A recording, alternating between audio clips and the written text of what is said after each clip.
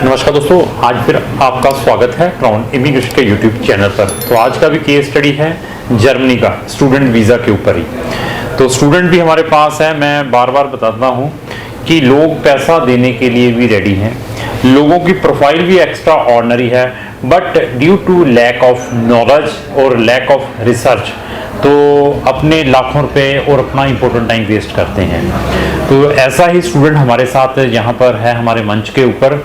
इसके साथ भी सेम हैपनिंग हुई है जो मैं आम case studies related to different countries में से रिलेटेड डालता रहता हूँ। तो जर्मनी में अगर आपने जाना है, चाहे आपने जर्मनी में जाना है या किसी भी कंट्री में जाना है, आपकी रिसर्च बहुत ही इम्पोर्टेंट है। रिसर्च कैसे कर सकते हैं? आप गूगल के ऊपर देख सकते हैं उस कंट्रीज़ के ब्लॉग्स। इवन आप यूट्यूबों के ऊपर डिफरेंट जितने भी कंसल्टेंट हैं जो जर्मनी को प्रमोट करते हैं उनकी वीडियोस जरूर वॉच करें। एम्बेसीज की वेबसाइट पर विजिट करके वहाँ की रिक्वायरमेंट जरूर फॉलो करें, तब जाकर आप अपना पैसा और अपना ये प्रोफाइल किसी एजेंट्स को दें। अभी ये देखिए कि this is not a ordinary student, ये नॉन मेडिकल का स्टूडेंट है, पंजाब बोर्ड का पढ़ा हुआ है और 85% मार्क्स हैं, 2023 का पास आउट है और 1 लाख रुपया एजेंट को वी एडवांस में दे दिया हुआ है। कंट्री कौन सी है? जर्मनी में जाना है। उस एजेंट्स को एवीसी के बारे में मालूम नहीं है, कोई एवीसी के बारे में मालूम नहीं है। लेकिन अभी क्या है कि लोग आपको फेक कमिटमेंट्स, जहां पर झूठ नहीं बोलना है वहां पर भी झूठ पे झूठ बोला जाता है और हमारी इंडस्ट्री इसी कारण बदनाम है। जो अच्छे लोग भी काम करने वाले हैं तो उनको भी गलत नज़रों से देखा जाता है कि इसका भी काम ऐसा ही है। तो हम डे एंड नाइट इसके ऊपर वर्क करते हैं, पढ़ते हैं वहाँ की पॉलिसीज़ को और इस सोशल मीडिया के ऊपर ऑलवेज लोगों को अवेयर करने की कोशिश करते हैं। और आज तक ऐसी जो चीज़ है ना हमारी लाइफ में ना ही कभी हमने सोची होगी और ना ही हमारे कभी मन में आया होगा। हमारे पास लोग आते हैं, प्रोफाइलें रिव्यू की जाती हैं, उसके बाद हम बताते हैं कि आपका केस है कौन सी कंट्री में हो सकता है। तो बहुत सारे धक्के धुक्के खा लिए इसने, 6-7 महीने, पता नहीं कितना टाइम हो चुका है, लाख रुपया भी दिया हुआ है।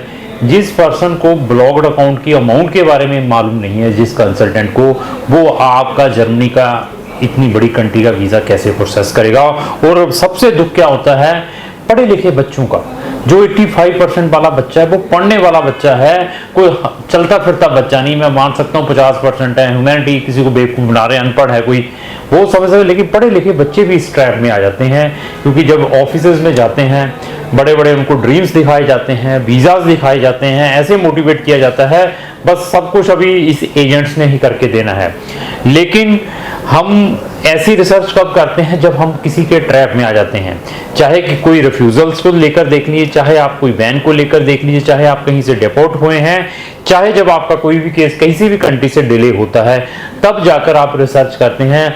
तब हमारे जैसे जो यूट्यूब कंसल्टेंट हैं उनकी वीडियोस वॉच करने के बाद बच्चों को अवेयरनेस आती है। तो अभी बच्चे की फाइल एम्बेसी तक सबमिशंस नहीं हुई है और बच्चे को दिल्ली में भी भेज दिया गया है। बच्चा दिल्ली जाकर 3-4 दिन होटल में भी काट आया, वहाँ पर बैठा हुआ था। उसको फ़ोन पे ये बताया जा रहा है आज फाइल भेजता हूँ, कल फाइल भेजता हूँ, मेरा सर्वर डाउन है, वहाँ से डाउनलोड नहीं हो रहा है। ऐसे एक्सक्यूजेस दिए जाते हैं।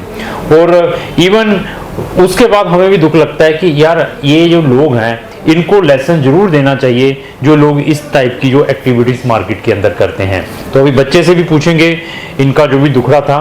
तो साथ में मैं और भी जो भी कस्टमर है या कोई भी पर्सन है जो हमारी इस वीडियो को वॉच कर रहा है, तो अगर उसके साथ भी कोई भी ऐसी हैपनिंग हुई है तो वो अपना दुख है हमारे साथ तो जरूर शेयर करें, क्योंकि उसके बाद हम बेटर से बेटर उन बच्चों को सॉल्यूशंस दे सकते हैं। और इवन हम किसी भी बच्चे की कोई भी जब भी वीडियो डालते हैं वो उसमें हम ना तो उसकी कोई आइडेंटिटी डिस्क्लोज करते हैं और एज वेल एज उसका फेस ऑलवेज ब्लर रहता है। तो ये वीडियोस डालने का मतलब है पब्लिक को अवेयर करना। नोट मैं ये वीडियो डाल दी, मैं कहूँगा मेरे पास आओ, मैं बाहर भेजता हूँ बच्चों में फलाना भेजता हूँ।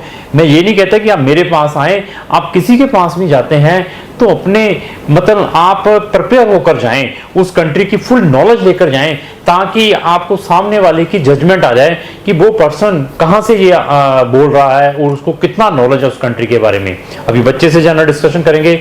सबसे पहले सर मैं आपका स्वागत करता हूँ इस वीडियो के अंदर, मेरी तरफ से आपको नमन है, नमस्कार है। तो कौन सी डिस्ट्रिक्ट के रहने वाले हैं? सर मैं पठानकोट का हूँ। पठानकोट। तो आपने अपना जो वीजा कौन सी कंट्री का अप्लाई किया था? सर मैंने अपना वीजा जर्मनी के लिए अप्लाई किया था। कौन सा वीजा जर्मनी का? Student visa. Student visa. कितना टाइम हो चुका है आपको अपने एजेंट से जुड़े हुए? Sir approx 8 month. 8 मंथ हो चुके हैं। आपके 12th में कितने परसेंट है? सर 85। 12th किससे की हुई आपने? Non made. नॉन मेडिकल में? हाँ जी। नॉन मेडिकल में 85%। जीरो पासिंग क्या है आपका? 2023। 2023। ये देखिए 8 महीने। तो जो एजेंट्स हैं वो कौन सी डिस्ट्रिक्ट का रहने वाला है? सर वो हमारे लोकल का ही है। लोकल मतलब गुरदासपुर? हाँ गुरदासपुर। गुरदासपुर का है। तो जब आपने उसको केस दिया था तब आपने कुछ चेक नहीं किया था कि आप उसको केस कैसे दे दिया? आप अच्छे पढ़े लिखे बच्चे हैं, 8 मंथ भी हो चुके हैं।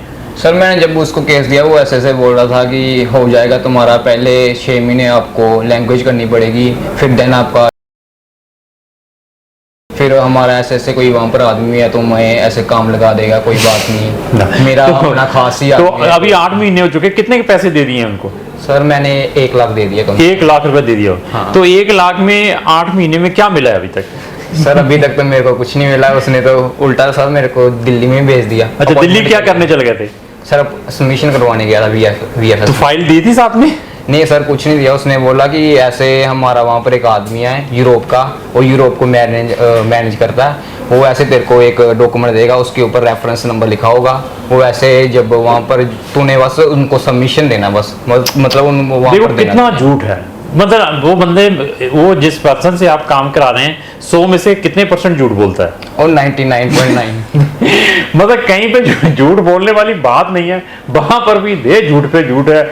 मैं लोगों को ये कहूंगा कि इसमें सबसे बड़ा फॉल्ट आप लोगों का भी है, क्योंकि हम सर्च तब करते हैं जब ट्रैप में। तो फिर आपको फिर आइडिया कैसे हुआ कि ये बंदे कुछ पल्ले नहीं है इसके? कब पता चला आपको? कितने के टाइम के बाद? सर मेरे को वैसे पहले पता चल गया था, 2-3 महीने के अंदर ही इसको नॉलेज कम है, इसलिए सर मैं बोल रहा था कि मैं खुद भी रिसर्च कर लेता हूँ और अपने प्रोसेस खुद ही। तो हमारे बारे में कहाँ से पता चला आपको?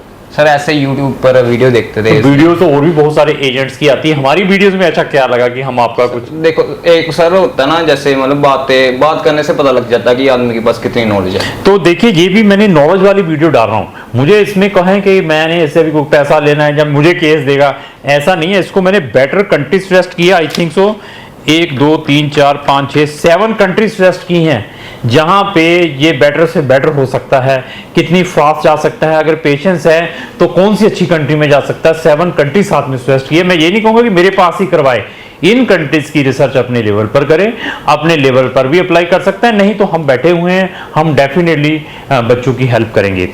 तो अभी मतलब जो आपकी सिचुएशंस बनी हुई हैं, पढ़ने वाली हैं, घर वाले तो और कहते होंगे कि और पैसा दो यार, बंदा काम जल्दी करा देगा, कि घर वाले खुश हैं काम से? नहीं सर, घर वाले तो गाली निकाल देंगे। किसको, तुम्हें या एजेंट को? दोनों को निकाल रहे हैं। हम सोचते समझते नहीं है। How to check the credential of the agents, मैंने उसके बारे में बहुत सारी वीडियोस डाली हुई हैं। एटलीस्ट उस एजेंट की स्टैंडिंग जरूर चेक करें, वो कितने साल से उस इंडस्ट्री में है, उसकी वेबसाइट जरूर चेक करें, उसका जाके ऑफिस का एटमॉस्फेयर जरूर देखेंगे, कितना स्टाफ काम करने वाला है। ज़्यादा ही आपने वेरिफिकेशंस करनी है तो एटलीस्ट जो उसका ऑफिस है उसके ऑफिस में 1-2 घंटे खड़े होकर देख लें, मतलब एक दिन खड़े होकर देख लें, जहां पर लाखों रुपए कमाने हैं, 8-10 लोग तो आते होंगे दिन में, तो उनसे फीडबैक लें, तब अपना डिसीजन लें। कहीं आपने अपना केस देना है, चाहे मुझे भी देना है, मैं ये नहीं कह रहा कि मुझे देना है तो मैं मीठी मीठी बातें कर रहा हूं कि ऐसे केस दे दें। ऐसी चीजें चेक करना बहुत ही जरूरी है।